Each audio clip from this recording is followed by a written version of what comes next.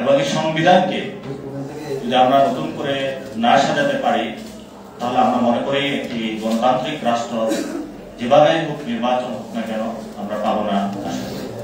আমরা আশা করি যে রাজনৈতিক দল যারা রয়েছেন, মত রয়েছেন, সেই স্বৈরতান্ত্রিক যে ভিত্তিটা রয়েছে সেটা যদি আমরা আমাদের মন মগজে এবং প্রতিনিয়ত চলাফেরার পথে ফেলতে না পারি তাহলে হয়তো আমাদের আগামী পথ চলা অনেকাংশে কঠিন হবে বাংলাদেশের জনগণের মুক্তি এবং সংগ্রামের লড়াই।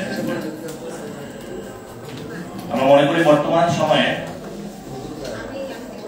বহুদলীয় গণতন্ত্রের কথা বলা হয়ে থাকে, সেই বহুদলীয় গণতন্ত্র যদি ভিত্তিমূল ধরা হয় আমরা মনে করি যে বাংলাদেশের সকল মানুষকে একসাথে অংশগ্রহণমূলক একটি গণপরিষদ গঠন করা হোক, যে গণপরিষদের মধ্য দিয়ে জনমানুষের একটি সংবিধান তৈরি হোক, জনমানুষের সংবিধানের মধ্য দিয়ে মানুষের যে মুক্তির লড়াই, সেই মুক্তির লড়াই আমরা অংশগ্রহণ করতে পারব। আমাদের দীর্ঘদিন পর একটি সুযোগ এসেছিল।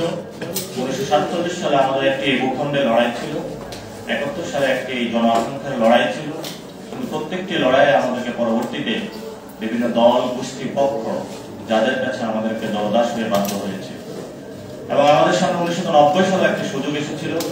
1990 সালের মধ্য দিয়ে তিনটি দল নিজেদের মধ্যে একটি চুক্তি দল করেছিল, যে চুক্তি থেকেও আমরা বাংলাদেশের মানুষকে সে আকাঙ্ক্ষার কোনো প্রতিশ্রুতি বা ব্যর্থ হয়েছি। কিন্তু 24-এর যে গণ অভ্যুত্থানের মধ্যে আমরা যে নতুন একটি স্বপ্ন পেয়েছি সেটা আমরা বলে থাকি বাংলাদেশে যে সংবিধান স্বৈরতান্ত্রিক সংবিধানের কারণে আমরা আমাদের 2000 ভাইকে হারিয়েছি, 50,000-এর উপরে ভাইকে তাদের অঙ্গহানি হয়েছে, এখন হসপিটালে কাতরাচ্ছে। আমরা মনে করি বাংলাদেশে আগামীতে এই ধরনের কোনো রক্তপাত আমরা চাই না, যে রক্তপাতের মধ্য দিয়ে কোনো মায়ের বুক খালি হবে, কোনো বোনকে আমরা হারাবো, কোনো ভাইকে আবার আমরা হারাবো। যে প্রান্তে আমরা বর্তমান বাংলাদেশে দাঁড়িয়ে রয়েছি, জিও পলিটিক্যাল স্ট্র্যাটেজিকে আমরা দেখেছি যে বাংলাদেশ নিয়ে বিভিন্ন জায়গায় ষড়যন্ত্র হচ্ছে এবং জাতিসংঘের যে রিপোর্ট এসেছে আমাদের সামনে সেখানে আমরা দেখেছি কিভাবে আমাদের ভাইদেরকে আয়নাঘরে এবং বিভিন্ন প্রান্তে কিলিংগুলো করা হয়েছিল। আমাদের সামনে সেই রিপোর্টগুলোতে স্পষ্ট হয়েছে রাজপথে আমাদের ভাই বোনদেরকে কিভাবে প্রতিনিয়ত হত্যা করা হয়েছে গত 15 বছর জুড়ে। আমরা সেই রিপোর্টগুলোতে দেখেছি বিভিন্ন রাজনৈতিক দল, বিভিন্ন পক্ষ গোষ্ঠী যারা বাংলাদেশের জনগণের পক্ষে দাঁড়িয়েছিল তাদেরকে অগণতান্ত্রিক ভাবে নির্বিচারে রাজপথে হত্যা করা হয়েছিল। কিন্তু আমরা এই রাজনৈতিক যে লড়াইটা মন্ডলটা রয়েছে, এই মন্ডলের বাহিরে যখন আমরা আমাদের সোসাইটির দিকে তাকাই, সেই সোসাইটিতে বর্তমান আমাদেরকে সেই ব্রিটিশরা যেভাবে হিন্দু মুসলমান দাঙ্গাবাদী আমাদের পৃথক করে রাখা হয়েছিল, বর্তমানে আমাদেরকে আজকাল এই সময়ের মধ্যে হেফাজত, জামায়াত, বিএনপি বিভিন্ন মতাদর্শ ভিত্তিক আমাদেরকে এই সমাজকে বিভাজিত করে রাখা, বিভিন্ন জনকে ট্যাগিং দেওয়ার চেষ্টা চলছে। আমরা এমনি বর্তমান পরিস্থিতিতে মনে করি ছাত্র সমাজ উদ্যোগে জাতীয় নাগরিক কমিটির যে একটি দল আসতেছে, সে দলটি একটি মধ্যপন্থার দল হবে, যে দলটি একটি বাইনারি কোনো প্রসেসের মধ্যে থাকবে না। কোন মতাদর্শিক যে বিভাজন রয়েছে বাংলাদেশের মধ্যে, আমরা যে মতাদর্শিক বিভাজনগুলোর মধ্যে বিভিন্ন জায়গায় দেখতে পাচ্ছি যে প্রতিনিয়ত মানুষের খুন হচ্ছে এবং মানুষের মধ্যে সামাজিক যে আমাদের একটা হারমোনিয়াস দীর্ঘদিন ধরে আমরা লালন করে যাচ্ছি সেগুলো ভেঙে পড়ছে। আমরা সামাজিক যারা বুদ্ধিজীবী রয়েছেন, সামাজিক যারা গোষ্ঠীগুলো রয়েছেন, পারিবারিক মন্ডলে যাদের চর্চাগুলো রয়েছে এবং রাজনৈতিক পরিমণ্ডলে যাদের চর্চাগুলো রয়েছে, আমরা সবাইকে বলবো আসুন সামাজিক ভাবে আমাদের যে ঐক্যের জায়গাটা, আমাদের ঐক্যের জায়গাটা করতে হবে এবং রাজনৈতিক ভাবে এই ঐক্যের উপরে ভিত্তি করে যে মানুষগুলো আহত হয়েছে, শহীদ হয়েছে, তাদের বিচারের দাবিতে রাজপথে আমাদেরকে অবস্থান নিতে হবে। এই গণ অবস্থানের মধ্য দিয়ে এই ইলেকশনের পূর্বেই আওয়ামী লীগের নিবন্ধন আমাদেরকে বাতিলের দাবিতে রাজপথে ঐক্যবদ্ধভাবে লড়াইয়ে সামিল হতে হবে। আমরা আওয়ামী লীগকে এই নির্বাচনের আগেই তাদের যদি নিবন্ধন বাতিল করতে বাংলাদেশের মানুষ সচেষ্ট না হয়, তাহলে এই যে আমাদের আপকামিং যে নির্বাচন রয়েছে, জনগণের সামনে গভীর সংকট অপেক্ষা করছে। আমরা মনে করি বাংলাদেশকে একটি সিভিল ওয়ারের দিকে ঠেলে দেওয়া হবে। এই জন্য সরকার এবং যারা আমাদের বিশেষত আইন শৃঙ্খলা বাহিনী থেকে শুরু করে যারা আইন মন্ত্রণালয়ে বিশিষ্ট ব্যক্তিবর্গ রয়েছেন, বিভিন্ন রাজনৈতিক দল রয়েছেন, তাদেরকে আমরা বলবো কোন দল বা পক্ষ গোষ্ঠী এবং যারা দোষর রয়েছিল আমাদের উপরে রাজপথে হামলা চালিয়েছিল, আমাদের রক্তগুলো কেড়ে নিয়েছিল, আমাদের ভাইদেরকে শহীদ করেছিল, তাদের প্রতি দয়া দেখাবেন না। তারা সামাজিকভাবে তাদেরকে বয়কট করুন, পারিবারিকভাবে তাদেরকে বয়কট করুন, বিচারের দাবিতে ঐক্যবদ্ধ হন।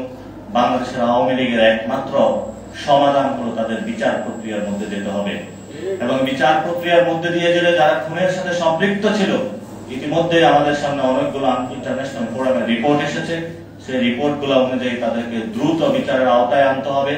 এবং আওয়ামী লীগ যে ব্যানারটি রয়েছে খুনের দায়ে গণতান্ত্রিক প্রক্রিয়ায় তাদেরকে বাংলাদেশ সরকার যারা রয়েছেন তাদেরকে বলবো দ্রুত গতিতে তাদের নিবন্ধন বাতিল করুন। কারণ গণতান্ত্রিক প্রক্রিয়ার মধ্যে খুনি কোন ব্যানার যদি থাকে তাহলে আমরা মনে করি খুনি হাসিনার বিচার এবং আওয়ামী লীগের ব্যানার এই দুইটি যদি আগামী নির্বাচনে আমরা সুরাহা এবং সমাধান না করতে পারি, তাহলে আগামী বাংলাদেশে যে মানুষগুলো শহীদ হয়ে আত্মত্যাগের মধ্য দিয়ে একটি গণতান্ত্রিক বাংলাদেশ চেয়েছিল, সেই গণতান্ত্রিক বাংলাদেশের ফেরার কোন আমাদের পথ নেই।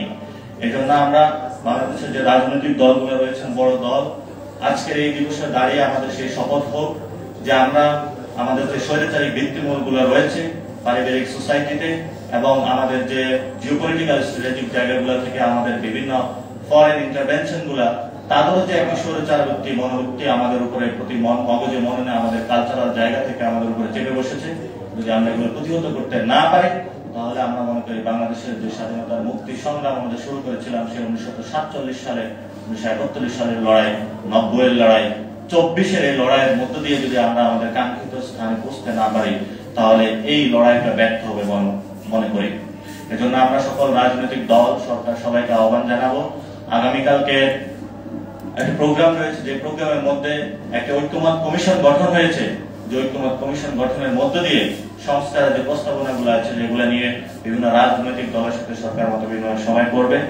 আমরা সেই সবাই সকলকে আহ্বান জানাবো আজকে থেকেই যে আপনারা আমাদের সামনে যে সুযোগ এসেছে বর্তমান সময়ে, সেই সুযোগটা জনগণের সামনে প্রতিশ্রুতিবদ্ধতার জায়গা থেকে কাজে লাগান এবং আওয়ামী লীগকে বিচারিক জায়গায় নিয়ে আসুন, এবং নির্বাচন পার্লামেন্টারি ইলেকশনে না গিয়ে একটি গণপরিষদ নির্বাচনের দিকে আমরা কিভাবে যেতে পারি সেই বিষয়ে বাংলাদেশের বিভিন্ন রাজনৈতিক মহলগুলোকে সক্রিয় আহ্বান জানাচ্ছি। শেষ একটি কথা বলে যেটা শেষ করব, আমাদের বর্তমান যে সংবিধান রয়েছে, এই সংবিধানের মধ্য দিয়ে অনেকগুলা দল তারা সংস্কার প্রস্তাবনা নিয়ে আসতে চায় এবং তারা পার্লামেন্টে গিয়ে সংস্কার প্রস্তাবনাগুলো রেডি করতে চায়। আমরা তাদেরকে বলবো যে আপনি দলীয় কোনো কিছু ঘোষণা করে সংস্কার করে এটা পরিবর্তন করলেন, পরবর্তী আরেকটি দল এসে এটাকে পরিবর্তনের সুযোগ থাকবে। সেজন্য আমরা বলি আপনাদের শুভবুদ্ধির উদয় হোক, গণপরিষদ নির্বাচনের দিকে নজর দিন।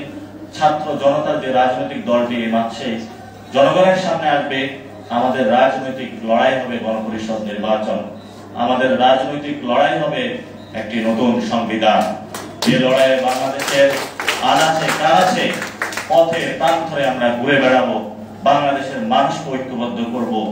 জনতা যেভাবে 24-এ জেগে উঠেছে, রাজপথে প্রান্তরে গ্রামে অঞ্চলে স্কুল কলেজ বিশ্ববিদ্যালয়ে জনতার সাথে আবার আমাদের দেখা হবে। আমাদের সামনে আসবে একটি নতুন সংবিধান, যে সংবিধান আমরা আগামী গণপরিষদের মধ্য দিয়ে পাবো। সে আশা ব্যক্ত করে আমি আমার কথা শেষ করছি। ধন্যবাদ সকল।